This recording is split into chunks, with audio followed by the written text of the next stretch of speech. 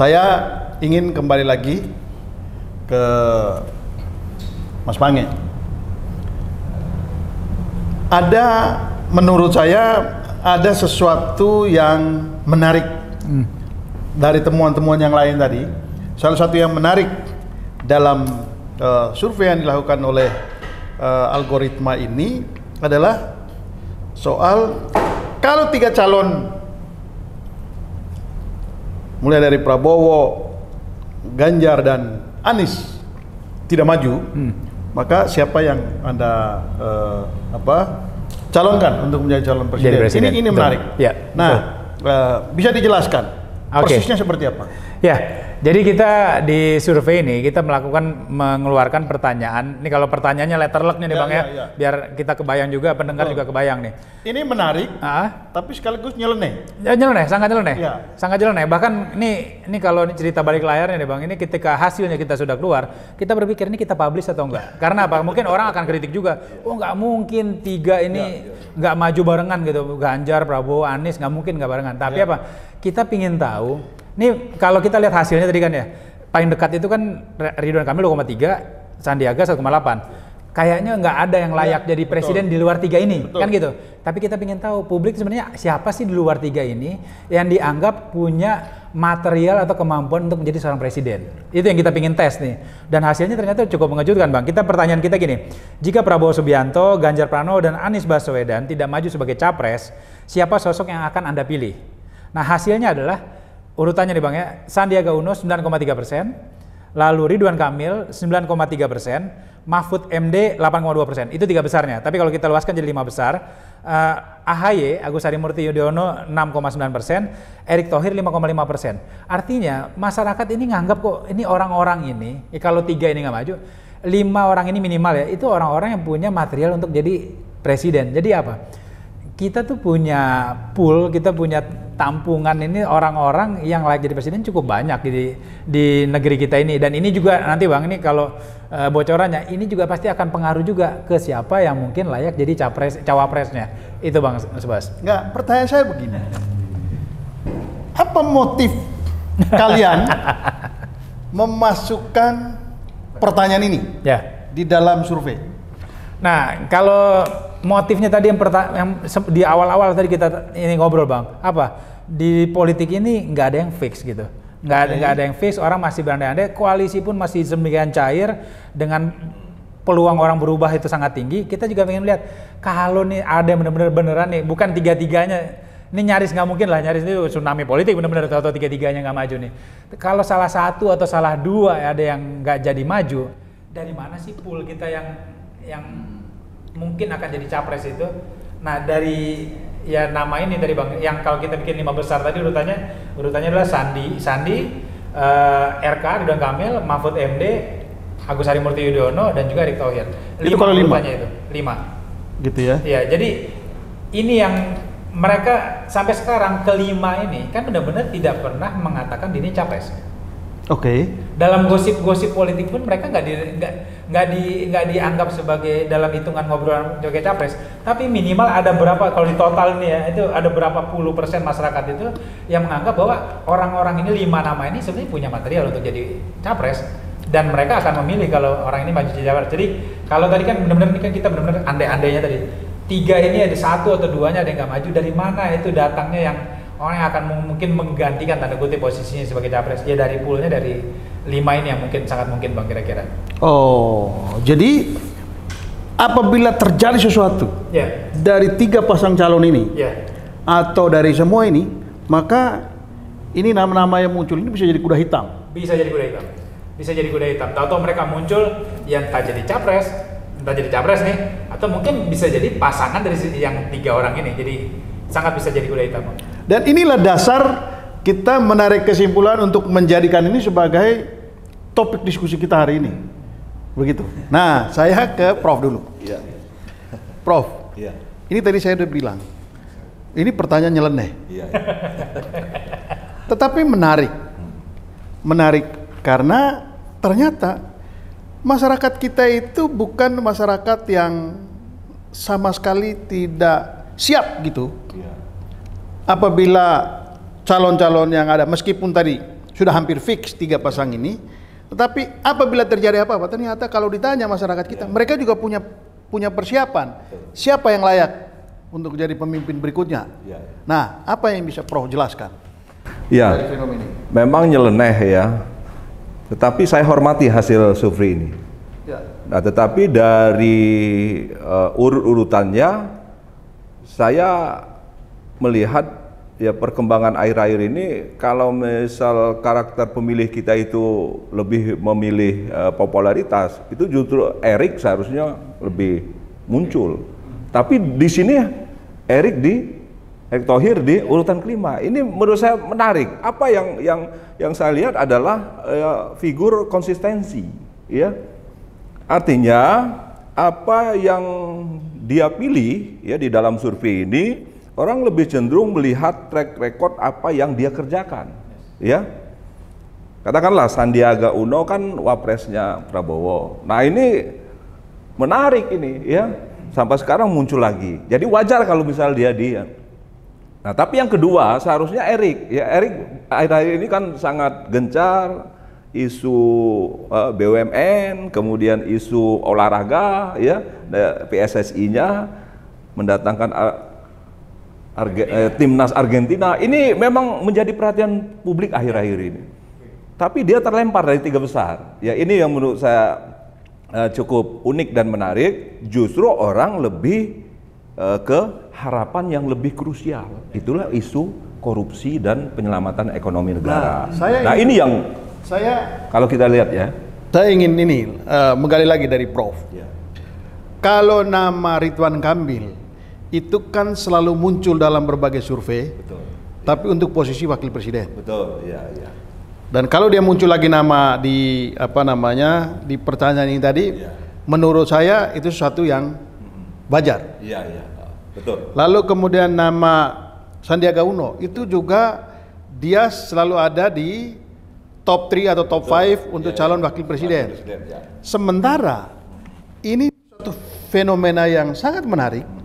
Justru Prof Mahfud muncul di sini. Betul. Dalam top 3 untuk alternatif tadi. Nah, saya bilang itu dia. Nah, bagaimana Prof mengomentari fenomena munculnya Prof Mahfud MD?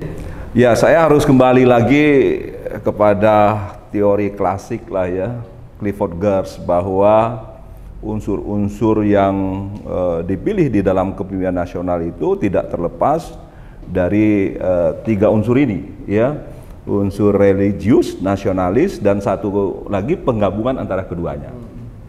Dan di dalam sejarah politik kita seringkali religius dan nasionalis kalau dia bergabung ini akan punya kekuatan yang lebih besar, dan itu tergambar di kandidat alternatif calon presiden kita. Artinya masyarakat kita yang memang terpolarisasi religius dan nasionalis ini memang masih relevan ya pemikiran Geertz itu, ya. Mahfud dari kalangan pesantren, ya, dan isu itu terus dia kawal. Kalau itu digabungkan dengan kekuatan nasionalis, katakanlah yang diwakili oleh PDIP, kan menjadi ya cawe-cawe yang luar biasa di masyarakat. Nah, inilah yang menopang kontra figur Mahfud itu disenangi sekarang, karena dia agak kontra dengan pemerintah, tetapi dia berada di dalam pemerintahan. Inilah yang disenangi oleh publik sekarang.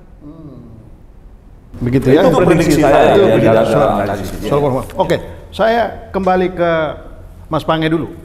Apa yang bisa Anda komentari terkait fenomena munculnya Mahfud MD? Ya, ini kan kalau kita lihat trajektorinya di Desember itu angka Mahfud itu bahkan di bawah 2% gitu. Ya, itu dia. Angkanya di bawah 2%. Ini bisa kalau kita lihat nih, Pak Mahfud ini benar-benar bisa benar-benar merebut ya atensi dari publik.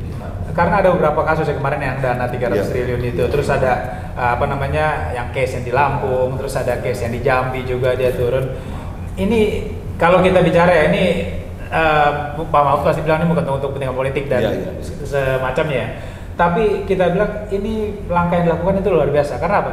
dia bisa mengambil titik-titik yang masyarakat punya ketidakpuasannya tinggi. Betul. Tadi Prof. Alfitri itu sudah mengatakan masalah penegakan hukum. Masalah penegakan hukum itu masalah kan di situ kan bicara juga masalah ketidakadilan, misalnya ketidakadilan sosial, politik, ekonomi itu semuanya bareng lah itu.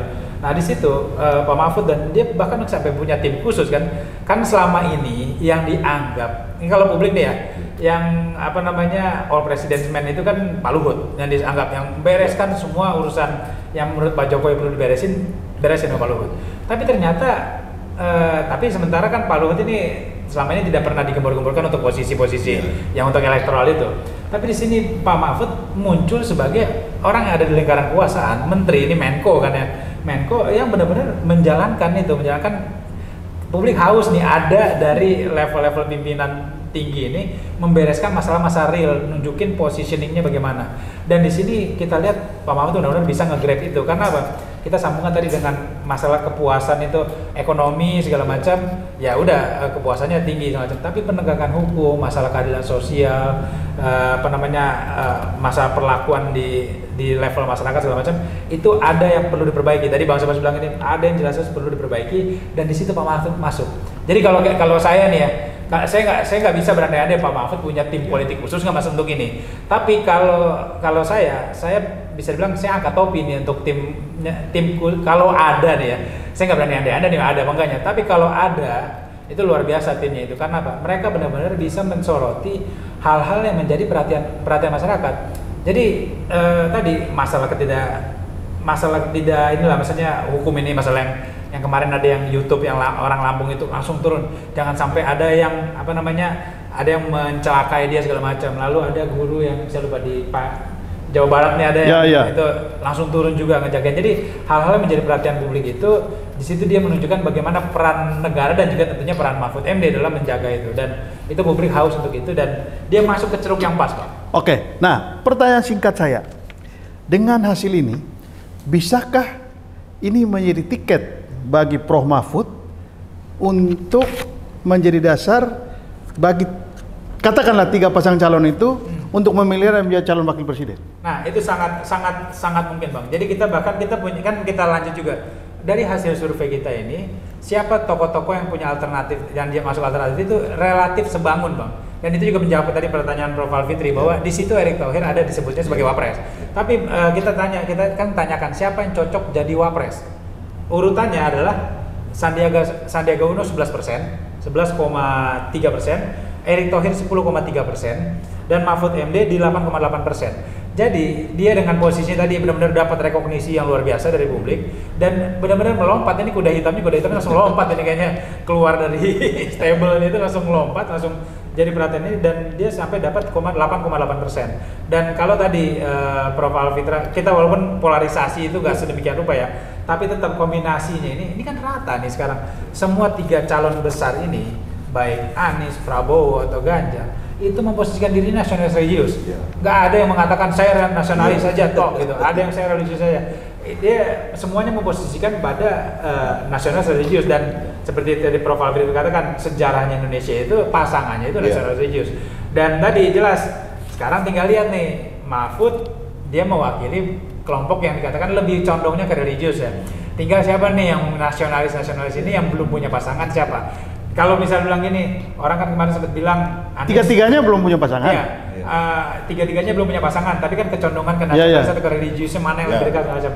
Ya mungkin di sini tadi orang kalau berandai-andai yang paling kalau dilihat dari kriteria tadi dari sisi Anies, sisi religiusnya udah kuat ya. Oh ya kuat ya. Kan ini labeling masyarakat. Iya, berarti udah nggak butuh lagi. Nggak masuk ke sini, nggak butuh nih, nggak butuh lagi religius tambahan di sini. Kan kita bicara, kita kayak betul. main Legonya kan. Berarti sekarang siapa? Ganjar. Nah dari walaupun dia bilang saya ada sisi religius macam, tapi yang kuatnya nasionalis.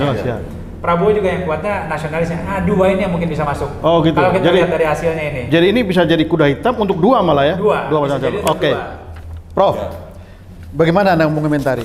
Ya tadi sudah digambarkan ya bagaimana kebutuhan seorang cawapres ya.